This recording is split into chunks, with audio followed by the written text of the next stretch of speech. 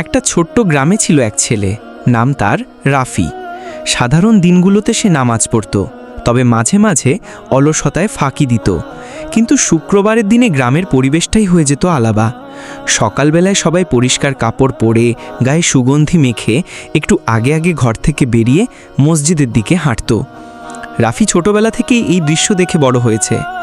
শুক্রবার সকালে রাফির মা বলতেন, বাবা, আজ জুমার দিন, গোসল করে পরিষ্কার জামা পরে নামাজে যাস, আল্লাহর রহমত এই দিনে দ্বিগুণ হয়।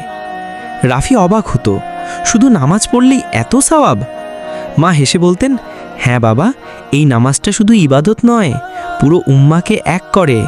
আজকের দিনেই খুতবায় ইমাম সাহেব আমাদের জীবনে শিক্ষা দেন। জোহরের সময় ঘনিয়ে এলে গ্রামে সবাই মসজিদমুখী হতো।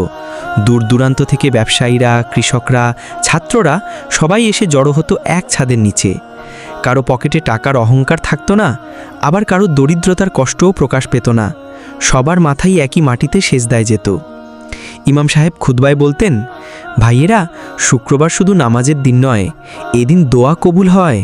এই দিনেই রসুল সাল্লাল্লাহু আলাইহি ওয়াসাল্লাম বলেছেন, একটি বিশেষ সময় আছে যখন বান্দা আল্লাহর কাছে যা চাইবে আল্লাহ কবুল করবেন। রাফির বুকের ভেতর কাঁপন লাগত। সে মনে মনে দোয়া করত, হে আল্লাহ, আমার গোনা মাফ করে দাও, আমাকে সঠিক পথে চলার তৌফিক দাও। নামাজ শেষে মানুষ একে অপরকে সালাম দিত, হাত মেলাতো, কেউ বাজারের দিকে যেত, কেউ বাড়ি ফিরত। রাফি বুঝতে পারল, শুক্রবারের নামাজ শুধু ফরজ ইবাদত নয়, এটা একটা মিলন মেলা, যেখানে সমাজের ভ্রাতৃত্ব আরও মজবুত হয়, মন পবিত্র হয়, আর আল্লাহর রহমত লাভ করা যায়। সেদিন থেকে রাফি আর কোনো শুক্রবারের নামাজ বাদ দিত না, কারণ সে জানত এই নামাজ তার জীবনের আশীর্বাদ, তার হৃদয়ের শান্তি আর আখিরাতের মুক্তির পথ।